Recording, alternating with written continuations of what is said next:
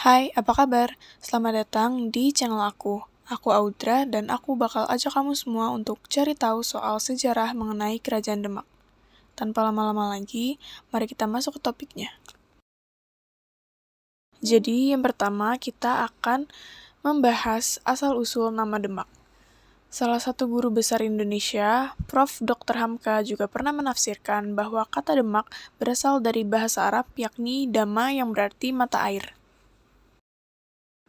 Selanjutnya, apa sih itu Kerajaan Demak?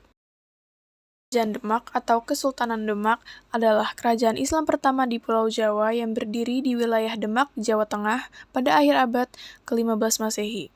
Kerajaan ini didirikan oleh Raden Patah dan mencapai masa kejayaan di bawah pemerintahan Sultan Trenggono. Kerajaan Demak juga merupakan kadipaten dari Kerajaan Majapahit dengan Raden Patah sebagai adipatinya sejak 1478.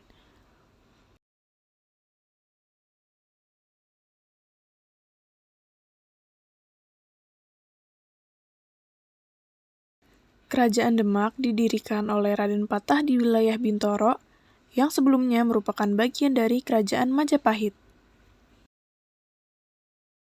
Berikut adalah raja-raja yang sempat menjabat menjadi raja di Kerajaan Demak.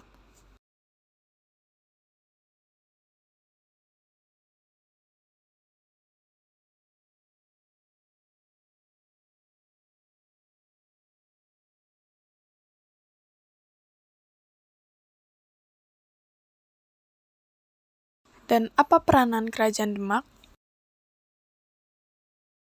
Yang pertama, Kerajaan Demak dikenal sebagai kerajaan Islam pertama di Jawa, sehingga menjadi pusat penyebaran agama Islam di wilayah tersebut.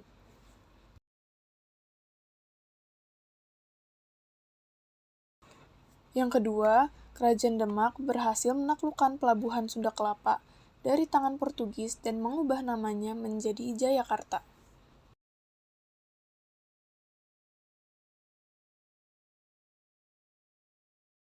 Yang ketiga, Kerajaan Demak juga berperan dalam perdagangan, dengan letak pelabuhan yang strategis dan melimpahnya komoditi agraris.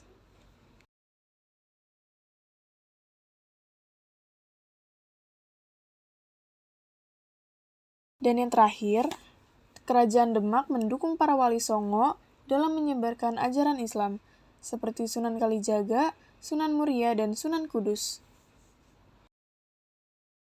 Dan berikut adalah politik Kerajaan Demak. Yang pertama, Kerajaan Demak sebagai kerajaan Islam pertama di Jawa, menerapkan ajaran Islam dalam kehidupan masyarakatnya.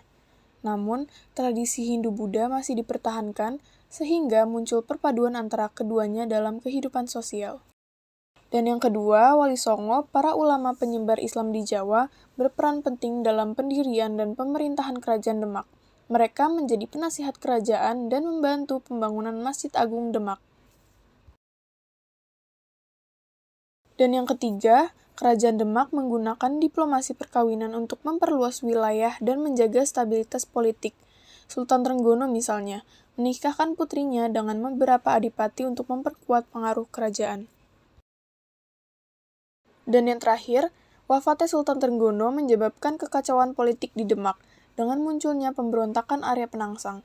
Arya Penangsang merasa bebas atas tahta karena ayahandanya dibunuh oleh anak Sultan Trenggono. Dan berikut adalah alasan mengapa runtuhnya Kerajaan Demak. Kerajaan Demak runtuh pada akhir abad ke-16 karena beberapa faktor, terutama perang saudara antara Sunan Prawoto dan Arya Penangsang setelah wafatnya Sultan Trenggono pada tahun 1546. Dan berikut adalah beberapa peninggalan dari Kerajaan Demak.